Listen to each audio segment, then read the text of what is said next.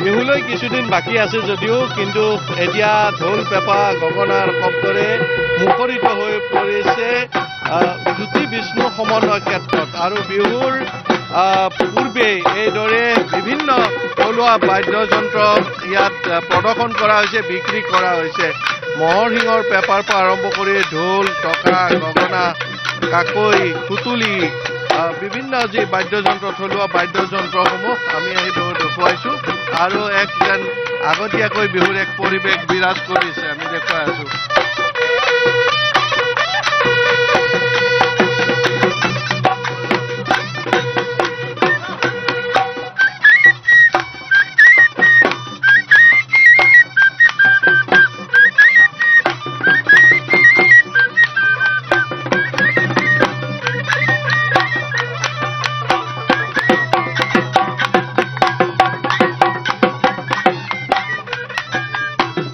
বাদ্যযন্ত্ৰবোৰ আপুনি হাতেৰে নিজে বনোৱা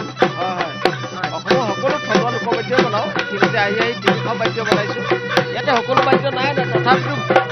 খাম আনিছোঁ ধৰি লওক বড়ো খাম আনিছোঁ এইটো মিচিঙৰ আজোক এই বাদ্যযন্ত্ৰটো অকণমান চাম মিচিঙৰ আজোক পাব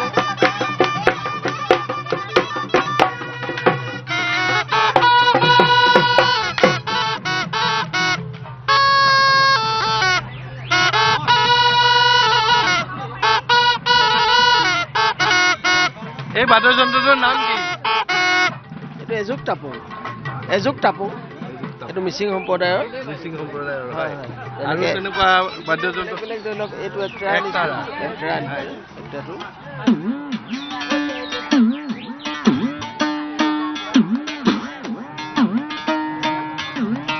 উতৰাও আছে একতাৰা আছে দুটাৰা আছে হয় হয়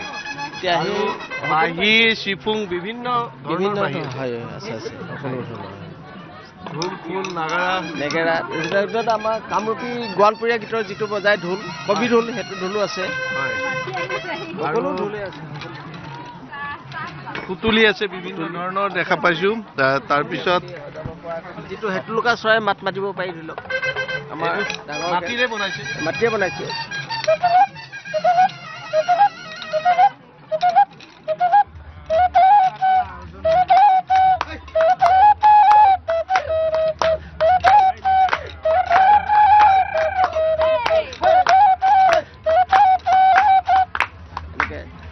আৰু দ্বিজেন গগৈৰ হাতত এই ধৰণে প্ৰাণ পাই উঠে বিভিন্ন বাদ্যযন্ত্ৰ যিসমূহ থলুৱা বাদ্যযন্ত্ৰ কিছু সংখ্যক থলুৱা বাদ্যযন্ত্ৰ হয়তো সকলোৱে দেখিছে কিন্তু দুই এটা এনেকুৱা বাদ্যযন্ত্ৰ আছে যিবোৰ বাদ্যযন্ত্ৰ সাধাৰণতে দেখা পোৱা নাযায় আৰু আমি সেই দেখুৱাই আছোঁ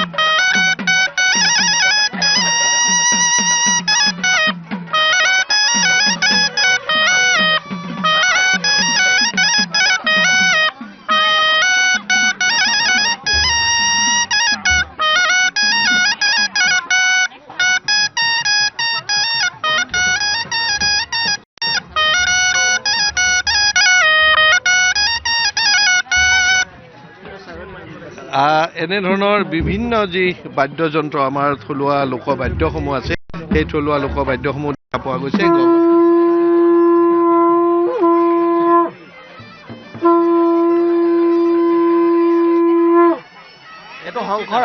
এইটো শংখৰাজ হয় আৰু যেনেকৈ চীনৰ বাদ্য এটা আনিছোঁ পেম্পু তাত চীনত মই বাহিৰলৈ গৈছোঁ থাইলেণ্ডৰ দুই এটা থাইলেণ্ডৰ ভিতৰত আৰু কিছুমান ইয়ালৈ নাই কিন্তু ঘৰত আছে এইটো বেম্পু বুলি কয় এইটো চীনৰ বাদ্য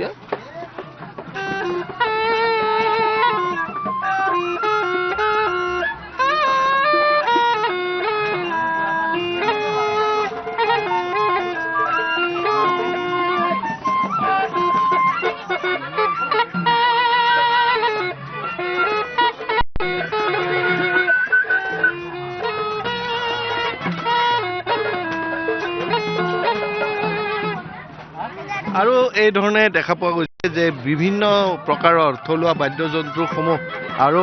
এই আমি বাদ্যযন্ত্ৰ ইয়াত যি জ্যোতি বিষ্ণু সমন্বয় ক্ষেত্ৰ এই জ্যোতি বিষ্ণু সমন্বয় ক্ষেত্ৰত লোক পৰম্পৰা থলুৱা বাদ্যযন্ত্ৰৰ সমাহাৰ ঘটিছে আৰু এইদৰে যিসমূহ যি দবা শংখ বিভিন্ন বাদ্যযন্ত্ৰসমূহৰ ইয়াত দেখা পোৱা গৈছে।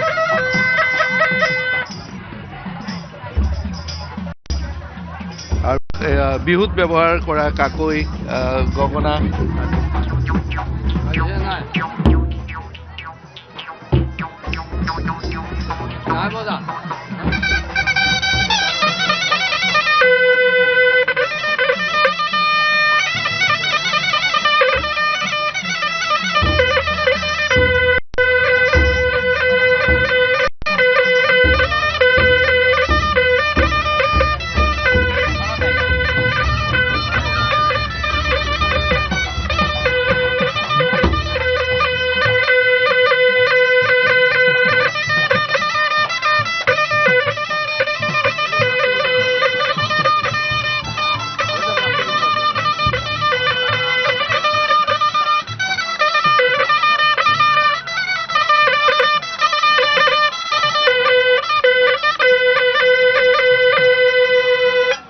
কি বাদ্যযন্ত্ৰ আছে? অসমীয়া থলুৱা যিমান লোকবাদ্য আছে এতিয়া লোকবাদ্যসমূহ লৈ আহিছোঁ, যিহেতু আগন্তুক বহাগ বিহু আহি আছে আৰু সেইকাৰণে হেঁপাহৰ বহাগ বিহু যাতে সকলোৱে আদৰিব পাৰে।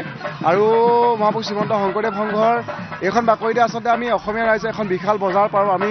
উৰেটো জীৱন আচলতে গোটেই বছৰজোৰা প্ৰস্তুতিৰে আমি লোকবাদ্যসমূহ জীয়াই ৰাখিবলৈ চেষ্টা কৰোঁ আৰু তেনেকৈ চেষ্টা কৰি ৰাইজে আমাৰ লোকবাদ্যসমূহ আঁকোৱালি লয়। আচলতে যিহেতু জাতি আমাৰ, ভাষা আমাৰ, বাদ্য আমাৰ, কৃষ্টি আমাৰ, জীয়াই ৰখাৰ দায়িত্বও আমাৰ হয় আৰু ৰাইজে আমাৰ লোকবাদ্যবোৰ আঁকোৱালি লৈছে। নথৈ আনন্দিত হৈছোঁ।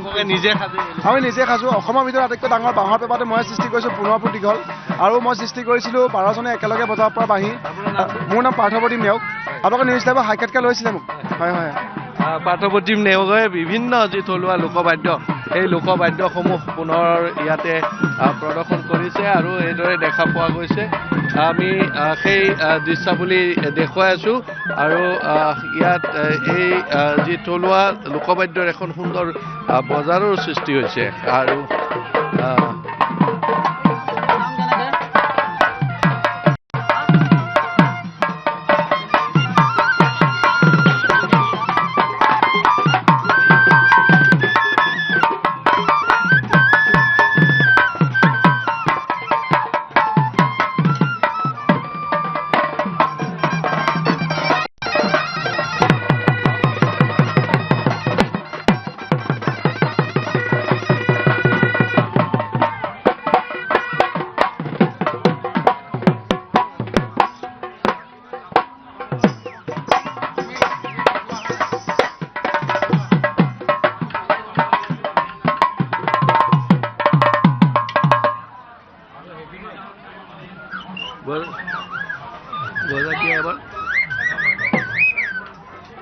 বজাই দিয়া।